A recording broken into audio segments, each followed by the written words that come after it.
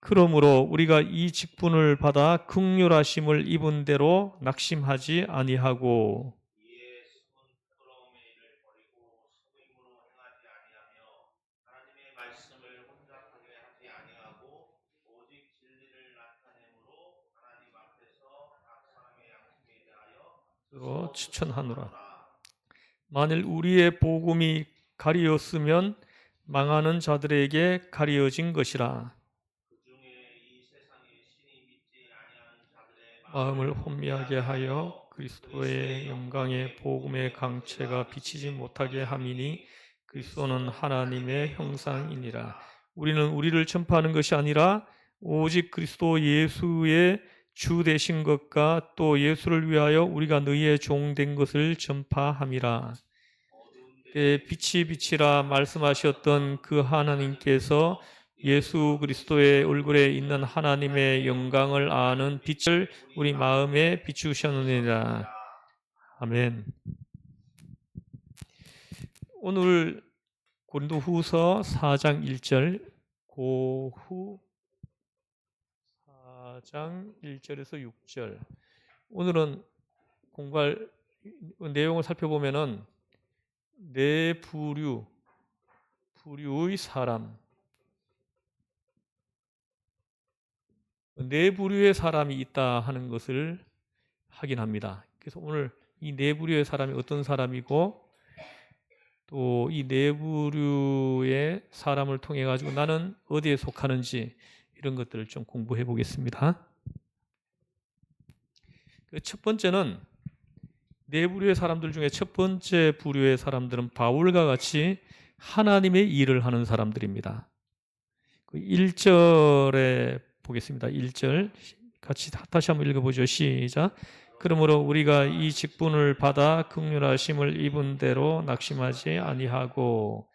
보십시오. 그래서 첫 번째는 직분을 받은 사람들이에요. 직분을 받은 사람들이 있다는 거죠. 직분을 받은 사람. 오늘도 이렇게 앞에 나서서 하나님의 일을 하는 직분 맡은 사람들이 있다는 것입니다. 우리 교회에도 있죠, 그죠? 장로님, 권사님, 한수 집사님, 또 그 주방 봉사자들, 성가대 봉사하시는 분들 이렇게 그 직분을 맡은 사람들이 있다는 것입니다. 두 번째는 망하는 자들이 있다는 겁니다. 망하는 사람들이 있다는 거예요. 이 3절에 보면 같이 읽어보죠. 시작. 만일 우리의 복음이 가리었으면 망하는 자들에게 가려진 것이라. 망하는 사람들이 있다는 거예요. 다시 말하면 버려진 인간, 양심이 파손되고 인간성이 완전히 파탄난 그러한 버려진 인간이 있음을 참 마음 아프게 생각을 합니다. 근데 이런 사람들이 있다는 거예요. 그 다음에 세 번째는 혼미케 된 자들이 있다는 겁니다. 혼미케 된 자들.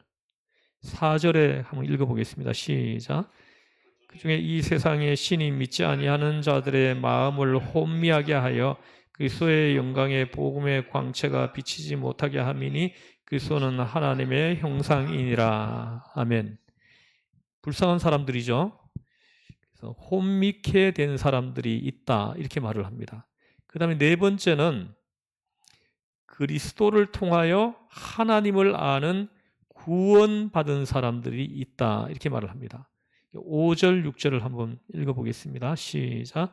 우리는 우리를 전파하는 것이 아니라 오직 그리스도 예수의 주 되신 것과 또 예수를 위하여 우리가 너희의 좋은 것을 전파함이라.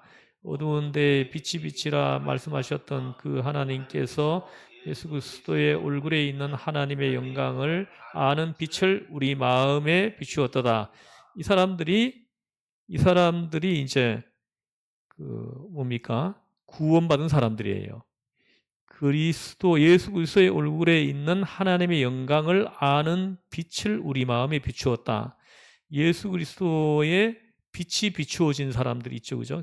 우리는 다 예수 그리스도의 빛이 비추어진 사람들입니다. 그래서 여기 지금 앉아 계시는 거예요. 요즘 현대인들은 뭐가 그렇게 바쁜지 모릅니다. 저는 여러분들이 바쁘지 않기를 축복해요. 좀 너무 바쁘다 싶으면 좀 내려놓으세요. 좀 정리해가지고 단순화시키는 것이 필요합니다. 우리 성도들은 생활이 너무 복잡하면은 좀 이렇게 은혜를 받지 못합니다. 말씀이 안 들어와요. 그래서 좀 단순화시키는 것이 좀 필요합니다. 그래서 이렇게 복잡하지 않도록 이렇게 정리하는 거죠. 좀 그렇게 해가지고 그 말씀이 쏙쏙 들어오도록 하는 그런 이제 영적 상태를 좀 만드는 것이 그게 지혜로움이에요. 영성을 이 현대인들은 너무 바빠가지고 영성이 자꾸 다운됩니다. 떨어져요. 그래서 기도하는 시간 빼앗기죠. 말씀 읽는 시간 빼앗기죠. 성경 공부하는 시간 빼앗기죠. 그래서 이 현대인들이 잘 살기는 하지만은 영적으로 보면은 이렇게 오히려 좀 우리가 하나님께 은총을 받기에는 너무 안 좋은 그런 환경에 있는 사람들이죠. 자, 그래서 내부의 사람들, 바울과 같이 하나님의 일을 하는 사람들, 망하는 사람들, 혼미케 된 사람들, 그리고 그리스도를 통하여 하나님을 아는 구원을 받은 사람들이 있다 합니다. 자, 그러면 이제 첫 번째, 직분 맡은 사람, 하나님의 일하는 사람은 어떤 사람들이냐? 성경에 여기 보면은 아까 우리가 1절, 2절을 읽었는데요. 직분을 받은 사람이 있다는 거죠. 다시 말하면 내가 주인이 아니고 주인이 나를 고용하였다고 하는 사실입니다. 쓰임 받는 사람이에요. 다시 구체적으로 말하면 예수님께 쓰임 받는 사람이 있다는 거죠. 자, 이 쓰임 받는 사람, 직분 맡은 사람의 특징이 뭐냐 하면은 이 직분은 내가 선택한 것이 아니에요. 직분은 내가 선택을 한 것이 아니다. 이것이 특징입니다. 그럼 이 직분은 어떻게 우리가 받은 거예요? 직분을 내가 선택해서 받은 거예요? 직분 내가 선택해서 받은 사람 하나도 없습니다. 그럼 어떻게 받은 겁니까? 그냥 받은 거예요. 그냥 주께로부터 그냥 받은 겁니다. 1절에도 보면 나오잖아요. 방금 우리가 4장 1절에 보면 그러므로 우리가 이 직분을 받아 하잖아요. 그죠? 직분을 받았다라는 거예요. 그리고 5절에도 보면 우리는 우리를 전파하는 것이 아니라 오직 그리스도 예수의 주 되신 것과 또 예수를 위하여 우리가 너희의 종된 것을 전파함이라 이렇게 말씀합니다. 그러니까 우리는 우리를 전파하는 것이 아니라 오직 그리스도 예수의 주 되신 것과 또 예수를 위하여 우리가 너희의 종된 것을 전파함이라 이렇게 말씀합니다. 그래서 이 직분은 내가 선택한 것이 아니고 주께로부터 받은 것이라는 것을 우리가 알 수가 있습니다. 그래서 1절, 5절에서는 직분을 맡은 자가 무엇인가를 말씀하고 있는 겁니다. 우리가 우리를 전파하는 것이 아니라 뭐예요? 우리가 우리를 전파하는 것이 아니라 오직 그리스도 예수의 주 되신 것과 또 예수를 위하여 우리가 너희의 종된 것을 전파합니다. 그래서 예수를 위하여 우리가 너희의 종된 것, 우리가 이걸 기억해야 된다는 것이요. 우리가 우리를 전파하는 것이 아니라 우리 직분 받은 사람에게는 굉장히 중요한 말씀입니다. 우리가 복음을 전한다고 할 때 우리가 조금 잘못하면은 하나님의 일한다고 하면서 자기를 전하기 쉽다라는 거예요. 지금 한국 교회 강단이 이런 일이 너무 많이 벌어지고 있어요. 복음을 전한다고 하는데 자기를 전하는. 전에 성경을 저에게 배우러 오신 분 중에 한 분이 자기가 이렇게 섬기는 그 교회 목사님이 설교를 30분 동안 하는데 15분을 자기 얘기를 하더라는 거예요.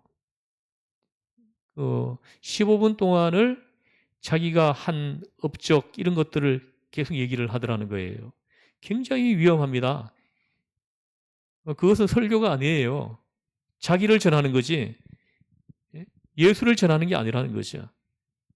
설교를 통해서 자기가 드러나 버린 거예요. 자기가 드러나는. 그래서 그 설교를 들으면서 너무 힘들어가지고 어떻게 해야 되냐? 그런 고민을 하시는 분을 봤습니다. 그래서 직분을 맡은 사람들은 자기를 나타내면 안 된다. 이 사실을 꼭 기억해야 돼요. 우리 시흥전원교회 성도님들은 직분을 맡았어요. 직분을 다 맡았습니다. 어떤 분은 장로로, 어떤 분은 권사로, 어떤 분은 집사로 이렇게 직분을 맡았습니다. 근데 이 직분을 받은 분들, 직분은 받은 거라는 거예요. 주께로부터 받은 거라는 거. 이 직분을 주께로부터 받은 사람들은 자기를 통해 가지고 누가 나타나야 돼요? 예수 그리스도가 나타나야 됩니다. 근데 자기가 나타난다는데 문제가 있다는 거예요. 그래서 이 직분을 주께로 받은 사람들은 자기가 나타나게 해서는 안 된다는 거예요. 누가복음 18장에도 보면은 마태복음 18장에도 보면 하루 종일 이 직분 받은 자가 주 예수를 위해서 수고하고 봉사하고 난 후에도 나는 아무것도 한 것이 없습니다. 오직 주님께서 하셨습니다. 이렇게만 말하라고 하는 거예요. 예수님이. 주님이 하셨습니다. 이렇게 자기가 거기서 드러나면 안 된다라는 거죠. 그럼 그분이 하루 종일 수고한 것이 다 무효가 되어버립니다. 하늘에 쌓이지 않는다라는 거예요. 우리가 주께로부터 받은 이 직분을 행사할 때 그 행사한 것이 하늘에 쌓이게 할 줄 아는 사람이 영적으로 지혜로운 사람들이에요. 무슨 말씀인지 아시죠? 그죠? 이런 분들은 이렇게 자기가 드러날까 봐 극도로 조심해야 해요. 조심해야 합니다. 그래서 우리가 직분을 받아서 수고하고 애쓸 때 조금 잘못하면은 하나님의 일한다고 하면서 자기를 전하기 쉽다라는 거. 사도행전 14장에 보면 이런 말씀이 있습니다. 사도 바울이 사도행전 14장 사도행전 14장에 어떤 내용이 나올까요? 혹시 기억하시는 분들이 있을까요? 중요한 이야기가 있는데 사도행 14장은 1차 선교입니다. 사도 바울의 1차 선교 여행 중에 방문했던 지역에서 있었던 말씀이 기록되어 있어요. 1차 선교여행. 근데 1차 선교여행이 어디서 출발했습니까? 1차 선교여행이 어디서 출발했어요? 수리아 안디옥이에요. 안디옥 출발해가지고 어디로 갑니까? 어디입니까? 구브로 섬으로 갑니다. 여기에서 구브로 섬에 있는 살라미 그리고 바하보 이 구브로라는 지금은 키프로스라는 섬이에요. 여기에 이 섬이 굉장히 큽니다. 이 살람이라는 곳하고 바하보에서 사도 바울이 복음 전하는 일이 기록되어 있어요. 그리고 여기에서 어디로 가냐면은 밤빌리아 버가라는 곳이에요. 버가. 이 버가에서 있었던 일 혹시 기억하죠? 예? 마가 요한. 마가가 예루살렘으로 돌아가 버렸어. 선교 여행을 함께 동행하다가 자기는 동행 못한다 하면서 돌아서 가버렸다. 그 지역이 바로 버가입니다. 버가. 밤빌리아 버가예요. 밤빌리아 여기가 항구 도시예요. 여기도 당시에 많은 사람들이 살고 있었습니다. 그래서 이 막상 선교 여행을 따라다녀 보니까 너무 힘든 거예요. 잠자는 것도 불편하죠. 가끔씩은 이렇게 길가에서 자기도 합니다. 가끔씩은 밥도 있잖아. 하루에 한 끼만 먹고 다니기도 하죠. 굉장히 불편합니다. 그러니까 이 마가 요한은 어머니가 굉장히 부자예요. 그 예루살렘 교회 있죠, 그죠? 마가 요한의 어머니의 다락방이에요, 그게. 120명이 들어가서 기도할 정도니까 굉장히 큰 건물입니다. 그래서 예루살렘에 마가의 어머니의 그 자산이 많이 있었다라는 거, 부잣집 아들입니다, 이 사람이. 그러니까 선교 여행 그 열악한 환경에 이렇게 동행하니까는 불편했죠. 그래서 돌아가 버렸어요.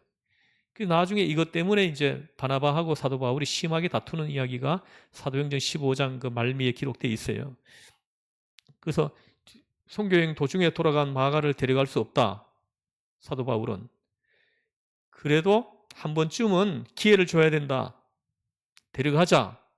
바나바가 그렇게 합니다. 이게 이 의견이 충돌이 돼가지고 심하게 다투었다. 이런 이야기가 그 사도행전 15장에 기록되어 있습니다.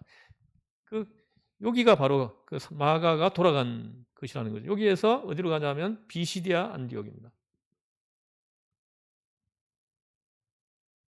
여기는 수리아 안디옥이에요. 이거는 뭐냐면 그 안티오커스라는 그 로마 황제 시저가 있어요. 이 사람이 세운 신도시입니다. 도시를 세워놓고 이제 사람들 강제 이주시켜가지고 살게 하는 거예요. 요즘으로 말하면 신도시입니다. 그리고 자기 이름을 따가지고 도시 이름을 붙인 거예요. 안디옥이라고. 안디옥은 안티오커스, 그 로마의 시저의 이름입니다. 여기에도 또 있는 거예요. 안디옥이 있어요. 그 다음에 여기에서 이고니온으로 갑니다. 이고니온. 이고니온에서 어디로 가느냐 하면은 루스드라예요. 루스드라. 루스드라에서 어디로 가요? 더베로 갑니다. 이게 사도 바울의 1차 선교 여행입니다. 돌아올 때는 더베에서 루스드라 이렇게 거꾸로 해서 이렇게 돌아옵니다. 거꾸로 해가지고 수리아 안디옥으로 돌아오는 거예요. 그런데 제가 이제 말씀드리려고 하는 건 뭐냐면 바로 이 루스드라에서 있었던 이야기를 지금 들려드리려고 하는 거예요. 이 루스드라에서 어떤 일이 있었습니까? 사도 바울이 복음을 전하고 있는데 성경 공부를 하고 있는데 이렇게 성경 공부하고 있는 거예요. 성경 공부하고 있는데 그 성경 공부를 듣기 위해 가지고 참여한 사람 중에 누가 있었더라? 태어나면서부터 한 번도 걸어보지 못한 장애인이 있었다라는 거예요. 한 번도 걸어보지 못한 장애를 가지고 있는 사람이에요. 근데 사도 바울이 성경을 가르치고 있는데 주목해서 보니까 그 사람이 하나님 말씀을 막 빨아당기는 거예요. 막 빨아당겨서 수용합니다. 빨아당기는 거예요. 그러면서 말씀을 빨아당기면서 말씀에 막 빠져 들어오는 거예요. 그러는 사이에 이 사람에게 믿음이 생겨난 거예요. 사도 바울이 보니까 일어서서 걸을 수 있는, 예수 이름으로 일어서서 걸을 수 있는 믿음이 생겨나 있는 것이 보였다. 이렇게 얘기합니다. 성경이. 그때 사도 바울이 소리칩니다. 일어나서 걸으라 하고 소리칩니다. 그랬더니 이 사람이 다리에 힘이 생기기 시작하는 거예요. 피가 돌기 시작하고 힘줄이 생기고 그래가지고는 일어나는 거예요. 일어나가지고 걷기도 하고 뛰기도 하고 할렐루야. 이런 일이 일어났던 곳이 여기입니다. 그러니까 아니 그 사람이 태어나서 한 번도 걸어보지 못한 그 사실을 다 알고 있어. 그 지역 사람들은. 다 알고 있는 자기들 눈앞에서 이 사람이 일어나서 걸으니까 이 사람들의 반응이 어떻게 나타났어요? 어떻게 했습니까? 신이 내려왔다. 신이 사람의 모습으로 내려왔다.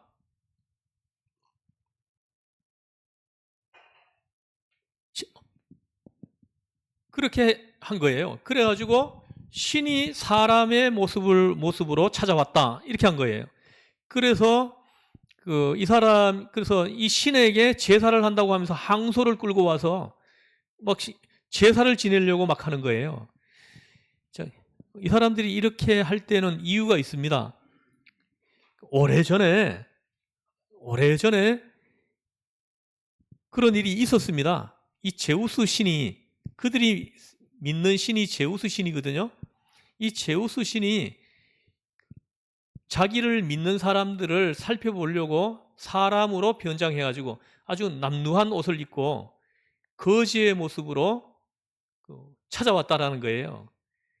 그래야 집집마다 방문하면서 배가 너무 고프니까 밥 좀 달라고 막 이렇게 부탁을 했다는 거예요. 근데 사람들이 전부 다 배가 고파서 밥 좀 달라고 찾아온 이 제우스 신을 전부 다 막 큰 소리로 쫓아내는 거예요. 이 거지 새끼가 이러면서 막 하는 거예요. 심지어는 어떤 사람은 몽둥이를 들고 나와서 막 때리기도 하고 어떤 사람은 발로 차기도 하고 그러는 거예요. 그래서 이 제우스 신이 너무너무 실망을 해가지고 이제 그 마을에서 나와가지고 이렇게 도시 외곽에 집이 한 채 있는데 거기에 불빛이 나오는데 그 집을 찾아갔습니다. 찾아가니까 젊은 부부가 나오는데 젊은 부부가 계십니까? 하니까 젊은 부부가 나오는데 이 제우스 신이 사람의 모습을 한 제우스 신이 말해서 내가 너무너무 배가 고픕니다. 밥 좀 주시고 하룻밤만 자고 가게 해줄 수 있나요? 이렇게 했더니 젊은 부부가 아이고 얼마나 배가 고프십니까? 하면서 집에 들여가지고는 아주 정성껏 식사를 대접해 주더라는 거예요. 그리고 따뜻한 방에 재워주더라는 거예요. 그래가지고 이 제우스 신이 너무나 감동을 받아가지고 그 두 부부를 제우스 신전의 문지기로 삼았다는 거예요. 제우스 신의 문지기로 삼았는데 이 사람들이 나이가 많아가지고 죽었어요. 죽었는데 이 두 부부를 그 제우스 신전 앞에 왼쪽과 오른쪽에 오른쪽은 남편, 왼쪽은 부인을 묻었어요. 장사를 지냈다라는 거예요. 근데 이 사람들을 묻고 난 뒤에 놀랍게도 그 묻은 그 자리에서 나무가 한 그루씩 자라는 거예요. 나서 자라는 거예요. 근데 이 나무가 계속 자라가지고 큰 고목이 됐어요. 그 고목이 지금까지 지금 있는 거예요. 이 사람들이 이 사건이 터졌을 때 그 나무가 아직도 있는 거예요. 그래서 그 젊은 두 부부의 부부가 나무가 되어가지고는 그 자리에 서 있는 거예요. 그래서 지금 사도 바울이 여기 방문했을 때 사실은 내가 들려준 이 이야기는 그 나무에서 전해져 내려오는 전설인 거예요. 이걸 그 도시 사람들이 다 알고 있어. 그래서 이 도시 사람들이 자기들 눈앞에서 태어나면서 한 번도 걸어보지 못하는 이 사람이 말 한마디로 일어나 걸으라 하니까는 벌떡 일어나가지고 걷기도 하고 뛰는 걸 보고 이 사람은 제우스 신이 지금 사람이 되어서 지금 이 자리에 와 있다. 이렇게 착각한 거예요. 그래서 얼른 빨리 우리가 융숭하게 대접하고 제사도 지내자. 아니면 그때 그래야 제우스 신이 이 두 부부를 그 제우스 신전 문지기로 삼으면서 나머지 사람들, 마을 사람들은 싹 다 죽였습니다. 싹 다 죽였어요. 그래서 그때처럼 우리가 다 죽지 않으려면은 우리가 제사를 지내야 된다. 이래가지고 항소를 끌고 와가지고는 막 제사를 지낸 거예요. 그때 사도 바울이 어떻게 했냐? 벌떡 일어나서 소리를 지릅니다. 여러분들아, 나에게 제사 지내지 마라. 나는 신이 아니다. 난 너희들하고 똑같은 성정을 가진 사람이다. 해가지고 제사를 못 지내게 하는. 그래서 이 사람이 일어나 걷게 하신 분은 내가 아니고 그럼 여러분들이 대답을 해야 돼요. 내가 아니고 예수 그리스도이시다. 예수님이 이 사람을 일어나게 하셨고 예수님이 이 사람을 걷게 하셨다. 왜 내가 한 것처럼 나를 주목하느냐? 이렇게 단호하게 말을 하는 거예요. 단호하게. 이거 굉장히 중요합니다. 이게 직분 맡은 사람들이 잘 기억해야 될 거예요. 근데 마치 내가 한 것처럼 사람들한테 은근히 이렇게 자기를 드러내는 사람들이 있죠. 그죠? 요즘 보면은 뭐 이렇게 특히 이제 신유의 은사를 받은 사람들이 굉장히 위험해요. 마치 자기가 능력이 있어가지고 영험이 있어가지고 그 사람을 고친 것처럼 그렇게 자기를 나타내려고 하는 사람들이 있을 수 있다라는 것이죠. 그걸 경계해야 된다 이 말씀이에요. 오늘 말씀은. 그래서 그 일을 누가 하신 거예요? 하나님이 하신 거예요. 하나님이 하신 것을 마치 내가 한 것처럼 그렇게 사람들에게 느껴지게 만든다라는 거예요. 이게 직분 맡은 사람들은 이걸 극도로 주의해야 된다라는 거예요. 큰일 납니다. 하나님이 하신 것을 자기가 한 것처럼 그렇게 하는 거 정말로 조심하셔야 돼요. 내가 하루 종일 수고하고 내가 10년 동안 수고하고 뭐 심지어는 20년 30년 수고를 그 주의 공동체를 위해서 수고하고 헌금하고 또 봉사하고 했다고 하더라도 여러분들아 왜 마치 내가 한 것처럼 나를 주목하느냐? 내가 한 것이 아니고 하나님이 하셨다. 이렇게 이런 태도를 가지고 있어야 된다라는 거예요.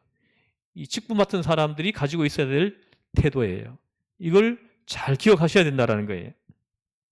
우리가 우리를 전파하는 것이 아니라 하는 이 말씀 속에 이런 메시지가 있는 거예요. 참으로 조심해야 될 일입니다. 그리고 시편 115편 1절에 보면 이런 말씀이 있어요. 하나님이여 영광을 우리에게 돌리지 말아 주십시오. 이런 기도를 합니다. 아주 간절한 기도를 드려요. 이것은 직분 맡은 자들이 누구든지 늘 기도해야 될 기도 제목이에요. 하나님, 영광을 우리에게 돌리지 말아 주십시오. 이 영광은 하나님만이 받으셔야 합니다. 오직 주님만이 받으셔야 합니다. 나를 통해서 나타난 이 영광이 나에게 돌아오지 않게 해달라는 거예요. 이 영광이 하나님께로 올라가게 해달라. 이렇게 간구하는 거예요. 직분 맡은 사람들이 꼭 기억해야 될 내용입니다. 잘 기억하셔야 돼요. 그래서 하나님, 우리 한 따라해보세요. 하나님, 한 따라해보세요. 하나님, 영광을 내게 돌리지 말아 주십시오. 예. 영광을 내게 돌리지 말아 주십시오. 예. 어느 순간에라도 내가 영광을 받으려고 하면 안 된다. 이것이 직분 맡은 사람들이 꼭 기억하고 있어야 될 말씀입니다. 아셨죠? 그래서 우리 시흥전원교 직분 맡은 사람들은 다 이런 태도를 가지고 겸손한 이런 태도를 가지고 맡긴 일을 충성스럽게 감당하시기를 축복해 드립니다. 내가 주께로부터 받은 직분이라고 해야 내가 있잖아요. 그 충성스럽게 공동체를 위해서 봉사할 수가 있어요. 내가 선택한 것이다 그러면 언제든지 선택을 바꾸려고 하고 언제든지 내가 그만두려고 하는 거예요. 그래서 우리 교회에서 이렇게 직분을 받은 분들이 좀 많이 계시는데요. 어느 날 보니까 다 떠났어요. 그래서 우리 교회에서 우리 공동체 허락을 받아가지고 공동체에서 파송해서 보내드린 분들이 있고 그냥 말도 한마디 안 하고 그냥 떠나신 분들도 많이 있어요. 근데 정말 불가피하게 떠나야 될 일이 있을 수는 있어요. 그런 경우에는 공동체 이야기를 하고 공동체에서 파송을 받아가지고 떠날 수 있도록 이렇게 돼야 됩니다. 직분 맡은 사람들은 그냥 그렇게 막 떠나면 안 되는 거예요. 하나님께서 직분을 주셨다라는 것은 어느 특정 기간 동안에 그 교회를 지키라는 사명이 그 직분 안에 있는 거예요. 그 직분을 주실 때 우리에게 주신 사명이 그 안에 있는 것입니다. 여러분 아시겠습니까? 이해하시죠? 그래가지고 그 교회를 지켜야 됩니다. 그래가지고 그 교회가 복음 전파의 사명을 잘 감당할 수 있도록 지혜롭게 돕고 협력하고 함께 해야 돼. 또 그런 분위기를 또 같이 만들고 이렇게 해서 구원의 방주로서의 사명을 잘 감당할 수 있도록 해야 됩니다. 그래서 요즘은 보니까 뭐 직분을 받은 분들도 그거에 대한 깊은 이해가 없어요. 그래서 이렇게 조금만 이렇게 뭐 시험이 들면은 훌쩍 떠나버리고 이런 분들이 있다. 이런 분들은 직분 받으면 안 돼요. 직분 받은 분들은 이렇게 교회에 파송을 받아가지고 떠날 수 있도록 그렇게 하셔야 돼요. 근데 또 여러 가지 또 사정들이 있을 수 있어요. 또 어떤 교회에서는 보면은 뭐 그냥 떠날 사람 떠나시오 막 이렇게 공개적으로 얘기하는 목사님도 있다 그러더라고요. 그래가지고 뭐 이렇게 눈물을 흘리면서 교회를 떠나서 나오는 분들도 있다 그러더라고요. 그런 경우에는 뭐 책임이 없어요. 직분 받은 분들에게 책임이 있는 거 아니에요. 네? 아닙니다. 그래서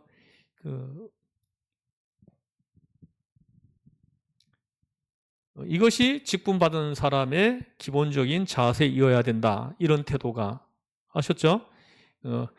영광을 내게 돌리지 말아 주십시오. 그래서 어느 순간에라도 내가 영광을 받으려고 하면 안 된다. 오직 나를 통해서 나타나는 그 영광이 어디로 가야 돼요? 주께로 올라가게 해야 됩니다. 항상 그런 자세를 유지해야 돼요. 알겠습니까? 예. 나는 항상 숨겨져야 됩니다. 나는 항상 나타나지 않아야 돼요. 항상 나는 이렇게 숨겨져서 보이지 않아야 된다는 거예요. 우리 시흥적인 성도님들은, 직분 받은 분들은 참 지혜로우신 것 같아요. 자기를 안 드러내요. 정말 공동체를 위해서 귀한 일을 했는데도 저에게 와가지고 제가 했다는 거 말씀하지 말아주세요. 이렇게 말씀해요. 그래서 그렇게 말씀하시는 분의 말을 이렇게 들으면 제가 너무 감동돼가지고 눈물이 날라 그래요. 원리를 아시는 거예요. 직분 받은 사람의 자세의 원리를 아시는 거죠. 자, 두 번째, 직분 받은 사람이, 첫 번째는 영광을 내가 받으려고 하면 안 된다는 거. 그 두 번째 직분 받은 사람이 기억해야 될 게 뭐냐 하면은 1절에 보면은 우리가 이 직분을 받아 긍휼하심을 입은 대로 낙심하지 아니하고 합니다. 이 직분 받은 사람들은 어떤 경우에도 낙심해서는 안 된다라는 거예요. 우리가 가끔씩 보면 이 낙심이 될 때가 있죠, 그죠? 교회 봉사할 때 낙심이 될 때가 있습니다.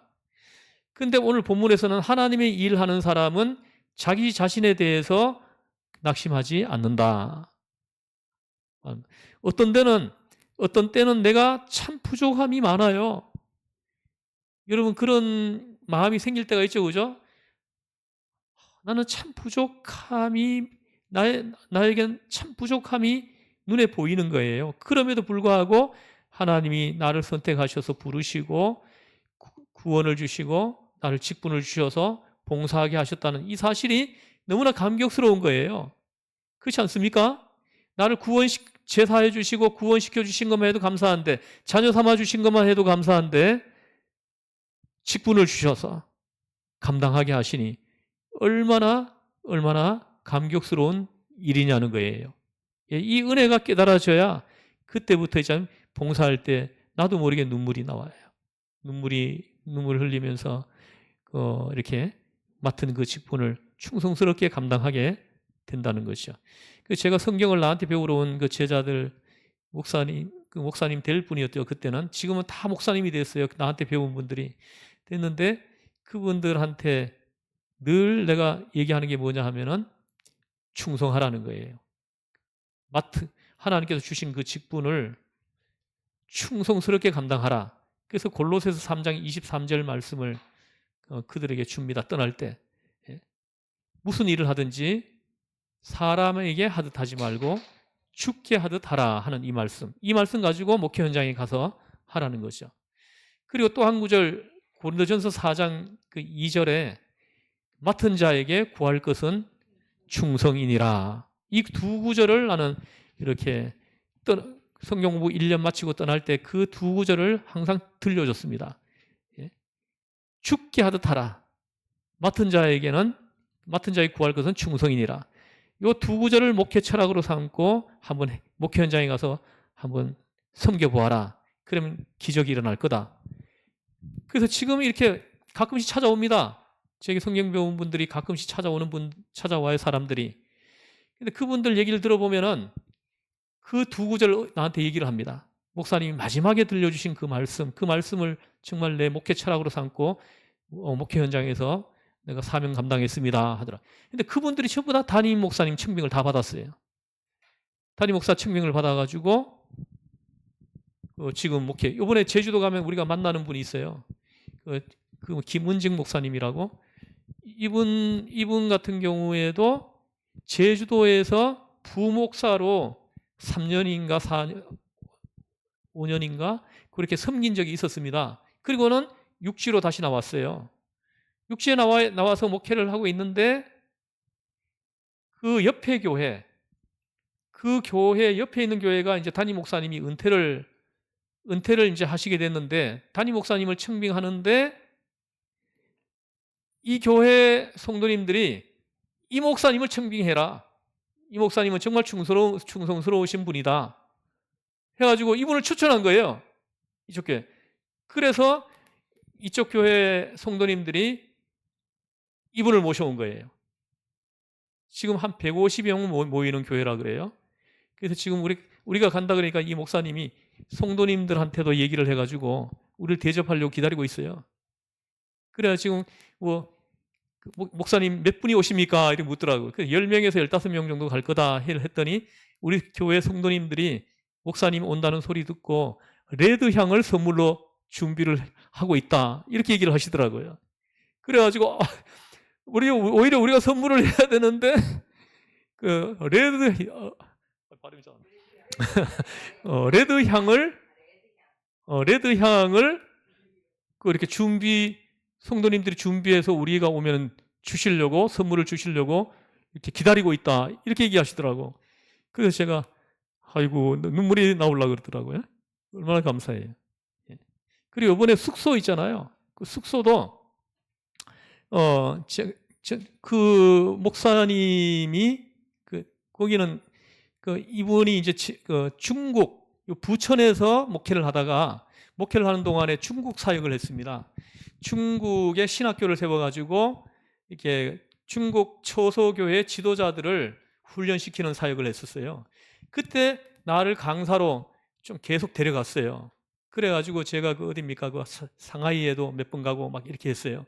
그래가지고 그런 이제 이렇게 분인데 이분들이 어디 중국 공안에 의해 가지고 출국 뭐라 그럽니까? 이렇게 쫓겨나는 걸 가지고 추방이 돼서 나온 거예요. 어떻게 공안들이 알아낸 거예요. 그래 추방이 돼 나와 들어가지를 못하는 거예요. 그래서 제주도로 가신 거예요. 이분들이 이걸 담임 목사님으로 다른 분을 청빙해가지고는 교회를 맡기고는 제주도로 간 거예요. 이 교회도 큽니다. 부천에 신강교회라고 큰 교회인데 후임 목사님한테 물려주고는 제주도로 갔어요. 제주도 가가지고 이 중국 사람들을 제주도에서는 무비자로 다 오게 할 수 있으니까 그래서 교회 지도자들을 제주도로 분기마다 불러가지고는 일주일씩 2주일씩 이렇게 훈련시켜 다시 들여보내고는 이 사역을 지금 하는 중인데 이분들이 이제 그 사역을 하는 그 지역에 있는 교회 하나가 이분을 담임 목사로 청빙했어요. 담임 목사로. 너무나 새벽 기도를 이분들이 갔거든. 그 교회를 갔는데 보니까 너무 귀하신 분들이니까 담임 목사로 모신 거예요. 그래 그 교회를 담임 목사를 하면서 지금 이 사역을 하고 있는 거예요. 그러면서 지금 숙소 있잖아. 숙소. 이 사람들 중국에서 지도자들이 오면 잠잘 곳을 마련해 줘야 되잖아요. 그래가지고 그걸 펜션식으로 만들었어요. 펜션식으로 만들어가지고 내가 링크 보내드렸죠. 열어봤죠. 거기서 우리가 잘 거예요. 근데 만들어가지고 중국에서 지도자들이 올 때는 거기서 재우고 그리고 그분들이 안 올 때는 이렇게 뭡니까? 국내 교회에서 이렇게 요청하면은 이렇게 빌려주는 거예요. 그래서 쌉니다. 48,000원. 방 하나를. 더군다나 연휴 때 그렇게 주신 거예요. 그래서 좀 더 싸게 주실 수도 있어요. 48,000원 되는데 그래가지고 우리가 숙소를 굉장히 싸게 얻은 거예요. 그렇게 했고 근데 우리가 원래 하룻밤 자기로 했잖아요. 그래가지고 올라올 때 비행기표가 다 매진이 돼가지고 화요일 날 아침에 올라오게 돼. 이틀 밤을 자게 된 거예요. 그래야 숙소비가 한 20만 원 정도 좀 더 늘어났어요. 그래가지고 이따가 모임하면 자세히 얘기하겠습니다. 그렇게 해서 이렇게 낙심하지 아니하고 그분들이 중국에 이제 들어가지 못하게 된 거예요. 그러나 낙심하지 않고 가감하게 이 교회를 물려주고 제주도로 간 거예요. 가가지고는 중국의 지도자들을 제주도로 불러 모아가지고 거기서 훈련시켜서 또 보내고 낙심하지 않는다라는 거죠. 직분을 맡은 사람들은 어떤 경우에도 낙심하지 않는다라는 거예요. 여러분들이 이렇게 교회 공동체에서 이렇게 직분을 받아가지고 수고하고 봉사할 때 뭔가 일이 막히거나 시험 들게 하는 일이 있다고 해도 주께로부터 직분을 받은 사람들은 낙심하지 않는다라는 거예요. 거기에서 또 방법을 찾는다라는 거예요. 할렐루야. 저는 여러분들이 이런 이제 태도를 유지하시기를 축원합니다. 예. 직분받은 사람들은요, 단단해야 돼요. 멘탈이 강해야 돼요. 영적 멘탈이 강해야 됩니다. 어떤 상황에서도 시험이 들지 않아야 돼. 시험이 잘 드는 사람들은 직분받은 사람으로서 그 직무를 잘 수행하기가 어려워요. 어떤 분들은 보면 조금만 좀 이렇게 서운한 말만 들어도 있잖아요. 삐져가지고는 휙 집으로 가버립니다. 이런 분들은 정말 어휴, 답답해가지고 그런 분들 몇 분 봤어요, 제가. 여러분들은 영적 멘탈이 강해야 돼요. 강해야 됩니다. 어떤 말을 들어도 낙심하지 않아야 됩니다. 이 말은 시험 들지 아니하고 이 말이에요. 아셨죠?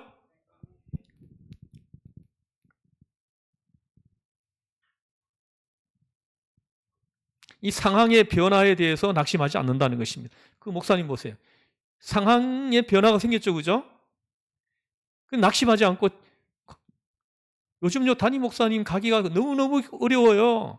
하늘의 별 따기란 말도 있어요. 근데 가감하게 교회를 물려주고 자기는 제주도로 가버렸다는 거예요. 이번 가면 그 목사님 네 분 만납니다. 가시면은 아마 잘해 주실 거예요, 우리 가면은.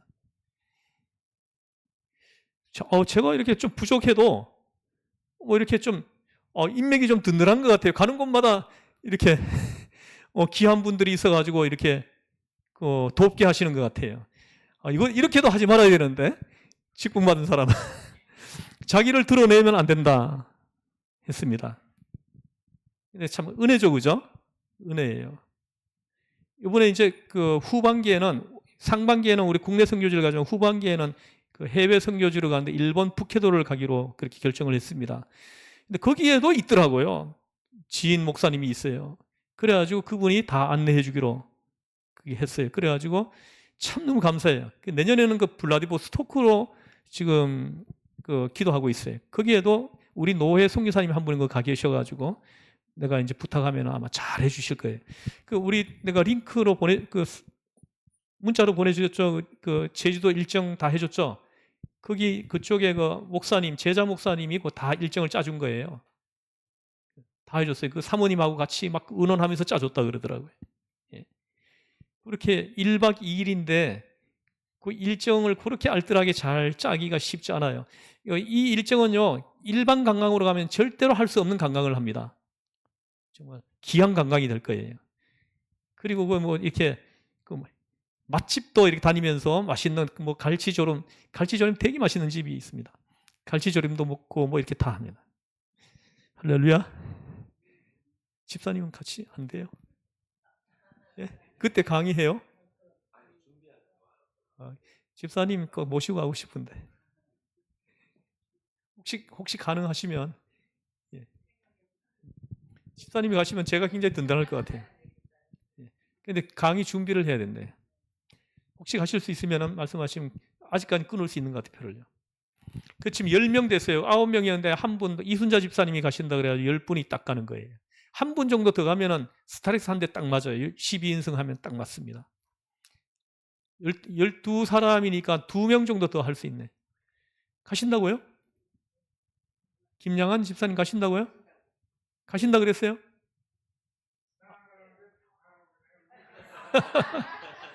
나는 아까 안 가신다라는 말을 들은 것 같은데.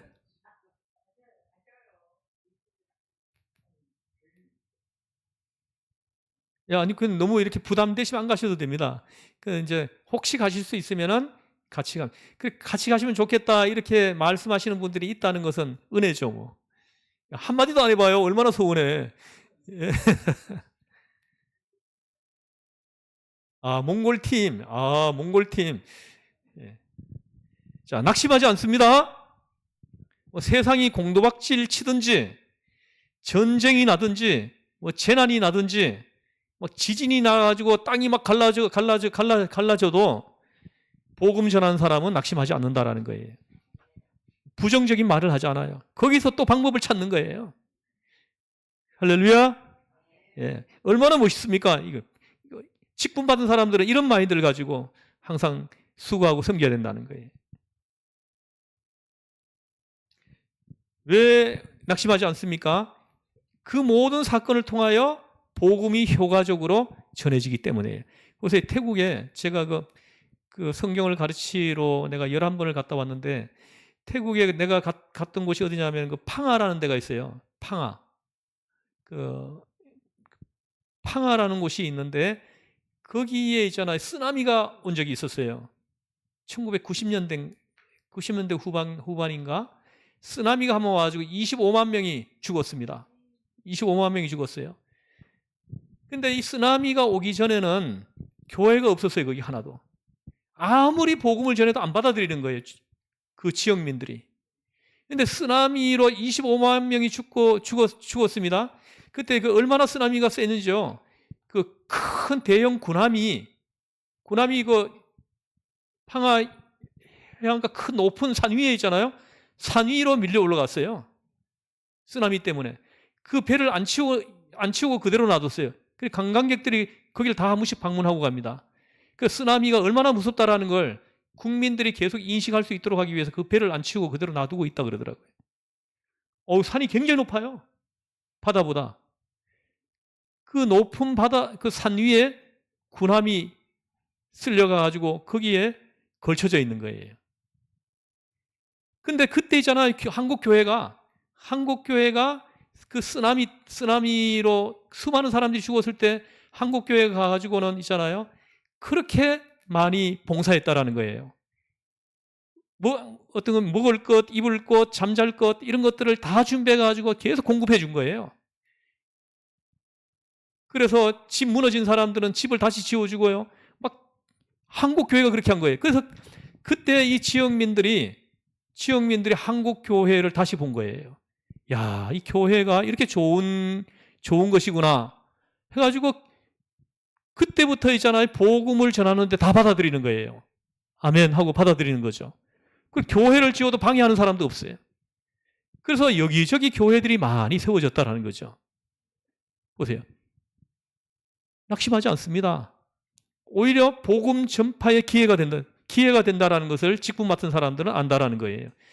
이 가정에도 마찬가지예요. 망하는 게 그게 있잖아요. 오히려 복음 전파의 기회가 생기게 할 수도 있어요. 그래서 직분 맡은 사람들은 어떤 상황에서도 낙심하지 않는다라는 거죠. 이걸 꼭 기억하셔야 됩니다. 첫 번째는 뭐예요? 직분 맡은 사람은 영광을 자기가 받지 않는다라는 거예요. 영광을 어디로 올려보내요? 하나님께로 올려보낸다라는 거죠. 절대로 내가 했다고 안 해요. 제가 한 것이 아닙니다. 하나님이 하셨습니다. 자기는 숨어요. 두 번째는 직분 맡은 사람은 어떤 상황에서도 낙심하지 않는다는 게 시험 들지 않습니다. 그 다음에 그래서 전쟁이나 가난이나 재난을 통하여 복음이 전파되는 걸 우리가 많이 보잖아요. 그죠? 낙심할 이유가 없어요. 어떤 상황에서도. 아시겠습니까? 그래서 복음 전하는 사람은 상황이 어떻게 바뀌든지 낙심하지 않는다. 할렐루야. 우리 이순자 집사님도 이제 집사로 직분을 받았어요. 할렐루야. 그래서 남편을 꼭 구원의 문으로 이끌어 드릴 줄 믿습니다. 천국 가야지 혼자 가시려고 그래요? 그래서 여러분 배우자 안 믿고 있는 분들이 있으면은 목숨 걸고 전해야 됩니다. 목숨 걸고 전해가지고는 꼭 함께 수고하고 함께 봉사하고 비전을 공유하고 함께 하면 얼마나 좋습니까? 그죠? 혼자서 이렇게 하면 있잖아요. 진짜 뭐 이렇게 뭐든지 눈치가 보여요. 자꾸. 저희 어머니가 그 혼자서 이렇게 신앙생활 하면서 아버지 눈치 보는 거 내가 보면서 자랐어요. 제가. 우리 어머니가 17살에 결혼을 했습니다. 저희 아버지가 20살에 했고 했는데 우리 아버지가 60세 될 때 예수님을 믿었어요. 40년 동안 무려 40년 동안 눈치 봤어요.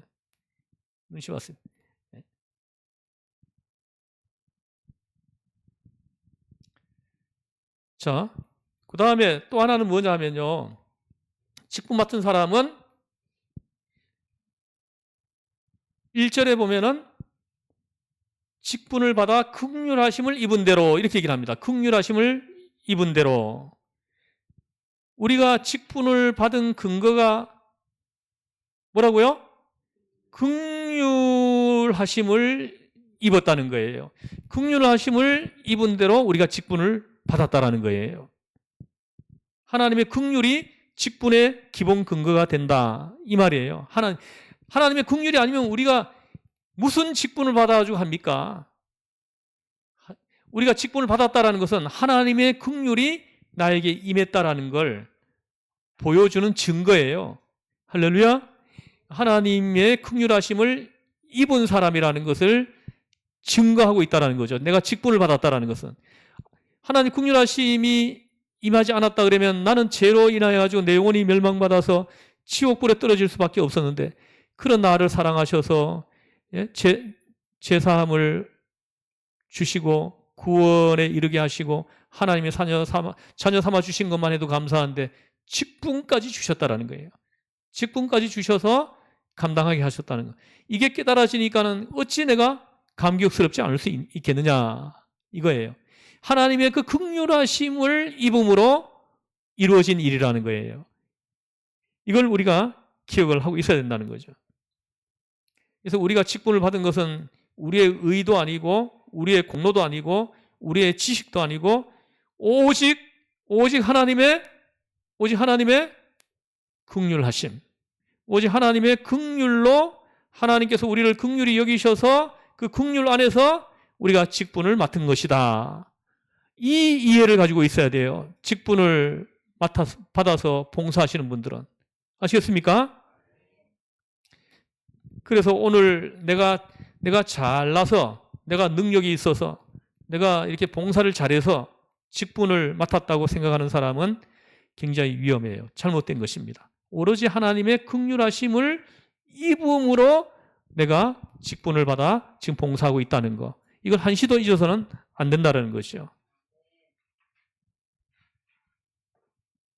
하나님의 긍휼로, 오직 하나님의 긍휼 안에서 내가 감히 하나님의 일을 하게 되었다. 정말로 하나님의 일하는 사람은 그것을 늘 느껴요. 이게 늘 느끼고 있어요. 정말로 하나님의 일을 하는 사람들은 이걸 늘 느끼면서 있어요. 그러니까 나도 모르게 눈에 눈물이 글썽글썽 할 때가 있지 않습니까? 이게 느껴지니까 그런 거예요. 하나님의 긍휼로 인해서 내가 구원받고 하나님의 자녀가 되고, 예? 그것만 해도 감사한데 직분까지 주셨다라는 거. 이게 어느 순간에 느껴지는 거예요. 그러니까 너무 고마운 거예요. 너무 감격스러운 거예요. 할렐루야. 저는 정말 제가 딱 그런 사람이에요. 나를 그대로 내버려뒀다면 그냥 농사꾼으로 농사 짓다가 또 뭐 탄강에서 탄 캐다가 배 타고 다니면서 물고기 잡으며 돌아다니다가 죽어야 될 인생이었는데, 그런 나에게 긍휼을 베풀어 줬다는 거죠. 긍휼을 베풀어줘서 그 기가 막힐 그 웅덩이에서 수렁에서 빼내셔서 공부할 수 있는 환경 만들어 주시고, 할렐루야. 나를 구원에 이르게 해주신 것만 해도 감사한데, 하나님 자녀 삼아 주신 것만 해도 감사한데, 나를 목사 삼아 주신 거, 할렐루야. 얼마나 감격스러운 일입니까? 얼마나 감사한 일이에요. 내 목숨까지도 내놓겠습니다. 이런 이제 고백이 나도 모르게 나오는 거예요. 이 직분 내 목숨하고도 안 바꾸겠습니다. 여러분이 받은 그 직분이 얼마나 귀하다는 걸 이걸 여러분들이 알아야 돼요. 그래, 이 직분하고 어떤 거하고도 안 바꾼다. 세상에 뭐 나보고 뭡니까? 교육부 장관, 또 뭔 장관이 있습니까? 법무부 장관 시켜준다고 그래도 내가 공동체에서 받은 이 직분, 하나님 주신 이 직분하고 안 바꾼다. 정말에 미국의 그 대통령 했던 카터 대통령이라고 있어요. 이분은 주일학교 선생을 돌아가시기 직전까지 했어요. 이분이. 그래서 대통령을 하면서도 주일학교 교사 직분을 안 버리고 계속 감당했다라는 거예요. 하나님, 내가 주께로부터 받은 직분이라는 거예요. 주께로 받은 직분이라.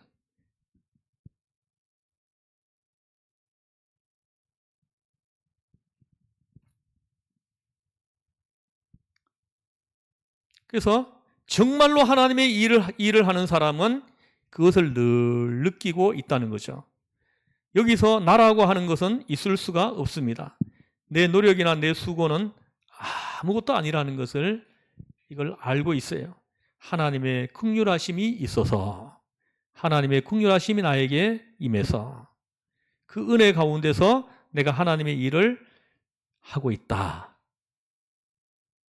그것을 꼭 기억해야 됩니다. 그 다음에 네 번째, 직분 받은 사람에게 오늘 본문에서 아주 귀한 말씀이 있는데요. 2절에 보면은 2절을 한번 보시면은 이에 숨은 부끄러움의 일을 버리고 이렇게 얘기를 합니다. 부끄러움의 일을 버리고 이렇게 얘기를 합니다. 이것이 바로 복음을 전하는 사람이에요. 직분 받은 사람입니다. 이 직분 받은 사람들은요, 부끄러움의 일을 버려야 됩니다. 몰래 부끄러운 짓 많이 하잖아요. 몰래. 이 직분 받은 사람은 이 부끄러움의 일을 버려야 된다라는 거예요. 버린다라는 것이죠.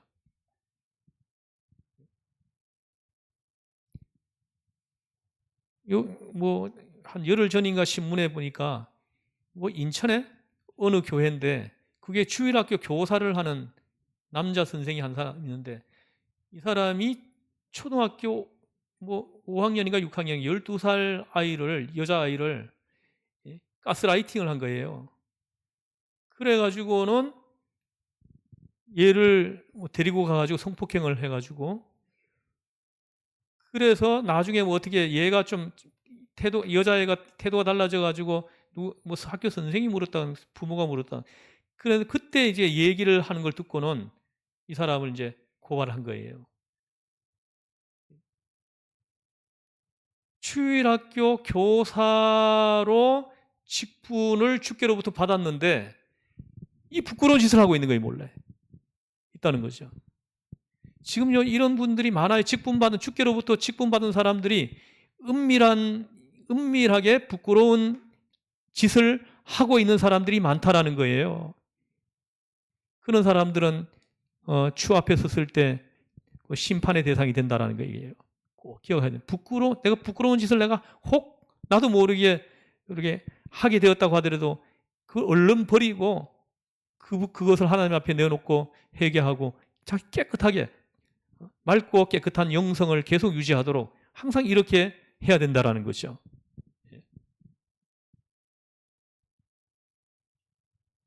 복음 전하는 사람은, 직분 받은 사람은 부끄러움이 없어야 됩니다. 항상 있잖아요. 이 부끄러움이 없어야 돼요. 깨끗해야 됩니다. 그럴 때 힘이 있어요. 그 깨끗함이 힘이거든요. 거룩성이 힘이에요. 직분 받은 사람은. 이 거룩성을 잃어버리는 순간 직분 받은 사람으로서 그저 있어야 될 그 능력이 함께 없어지는 거예요. 깨끗함이 힘이에요. 깨끗함이 능력이라는 거죠. 아시겠습니까? 그 다음에 다섯 번째, 직분 받은 사람에게 있는 거예요. 오늘 본문에 말씀하는데 2절에 보면 2절 보십시오. 이에 숨은 부끄러움의 일을 버리고 속임으로 행하지 아니하며 하나님의 말씀을 혼잡하게 하지 아니하고 이렇게 얘기를 합니다. 혼잡하게 하지 않는다. 하나님의 말씀을 혼잡하게 하지 아니한다. 이것이 직분받은 사람의 책임이고 의무이다라는 것을 얘기합니다. 혼잡하게 하지 아니한다라는 거예요. 혼잡하게 아니하고 무슨 말씀입니까 이게? 여러분 한번 나름대로 한번 얘기해 보세요. 혼잡하게 하지 아니한다. 이게 무슨 말이에요? 정말 이게 굉장히 중요한 거예요. 너무나 중요합니다. 직분받은 사람이 기억해야 될 것들 중에 너무나 중요한 거예요. 혼잡하게 하지 아니한다. 잘 말씀하셨어요. 직분받은 사람은 이렇게 투명해요. 다시 말하면 이 복음을 전하는 사람은 복음을 전하는 것은 쉽게 말하면은 뭐와 같아요? 통역하는 사람이에요. 통역하는 사람과 같습니다. 이 통역하는 사람이 말씀을 받아가지고 이걸 정확하게 이걸 통역을 해줘야 되잖아요. 그죠? 근데 말씀을 받아서 다르게 이걸 전해주면은 어떻게 됩니까? 봐서 이게 혼잡하게 하는 거예요. 혼잡하게 하는 겁니다. 이런 사람들은 굉장히 큰 심판이 있을 거예요. 정확하게 통역을 해야 됩니다. 정확하게. 제가 이제 뭐 중국하고 뭐 태국 갔을 때 이렇게 이렇게 제가 강의를 할 때 통역을 해줬어요. 근데 통역을 잘못하면요, 내가 알 수 있어요. 내가 중국어를 못해도 이 통역하는 분이 통역을 잘못하고 있구나, 잘하고 있구나 하는 걸 내가 거의 대부분 압니다. 반응을 보고 알아요. 말씀을 듣는 사람들의 반응을 보고 이 통역하는 분이 통역을 정확하게 하고 있구나, 이분이 통역을 잘못하고 있구나, 이걸 내가 알 수 있습니다. 제가 어떤 얘기를 하면 틀림없이 이렇게 눈물이 글썽글썽 나와야 되는데 아무런 반응이 없어. 그럼 이분 통역을 잘못하고 있는 거예요.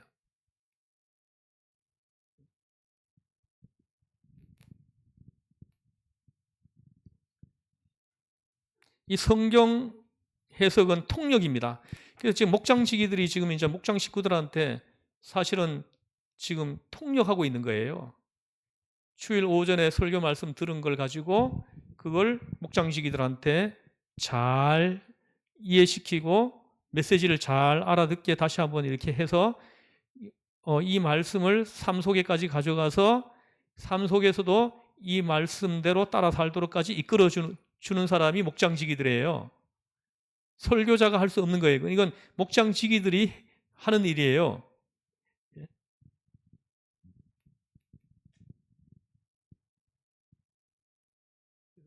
설교도 계속적인 통역입니다. 그 2000년 전 이야기를 오늘의 이야기로 하고 있지 않습니까? 이것이 통역인 겁니다. 그래서 설교를 잘해서 통역을 잘 해놓아야 깨끗하게 복음이 전파되는 거예요. 깨끗하게. 목장지기님들도 그 말씀을, 설교를 잘 들어야 돼요. 잘 듣고는 그 핵심을 잘 파악해가지고 그걸 잘 기억해가지고 돌아가도록, 그래서 삶 속에서 그대로 따라 살도록까지 집요하게 이걸 해줘야 돼요. 계속 해줘야 됩니다. 예. 다른 얘기 하지 마시고요. 혼잡하게 하지 아니하고 하나님의 말씀을 혼잡게 아니하고 내가 통역을 잘 하였다는 것입니다. 깨끗하게 알아듣는 거예요. 그래서 이 목장지기들은 여러분들이 아직까지 있잖아요. 이 통역사로서 부족해요. 지금 목장지기들이. 그래서 어떻게 해야 됩니까? 정말로 그 하나님 앞에 그 기도하는 시간을 확보하고, 그리고 저는 강해 설교를 하기 때문에 계속 이어서 하잖아요. 그죠? 그러면은 이번 주에 할 설교를 미리 연구하는 거예요. 묵상하고 연구해요. 그래야 설교를 들으면서 완전히 파악해야 돼, 내가. 그래가지고 보지 않고도 내가 어디에서부터 시작해가지고 어디까지 이렇게 이끌어준다 하는 것이 돼야 됩니다. 그래가지고 요즘 있잖아요. 목장지기들이 충분히 준비되지 않은 상태에서 인도를 하게 되면은 목장 식구들한테 제압당합니다. 목장 식구들을 제압해내지를 못해요. 목장 식구가 어떤 얘기를 하더라도 내가 제압해낼 수가 있어야 돼요. 이거는 역량이거든요. 충분히 훈련된 사람만이 가능한 거예요.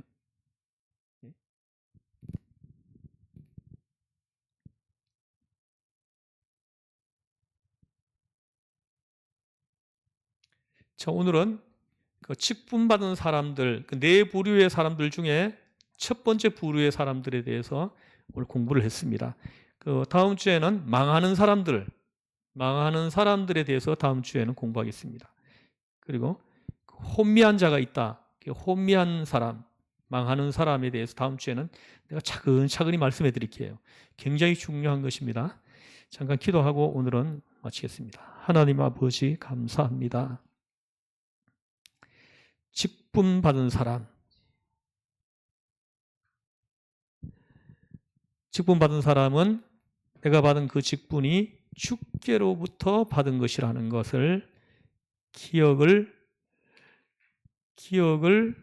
우리가 해야 한다고 오늘 들었습니다. 직분 받은 사람은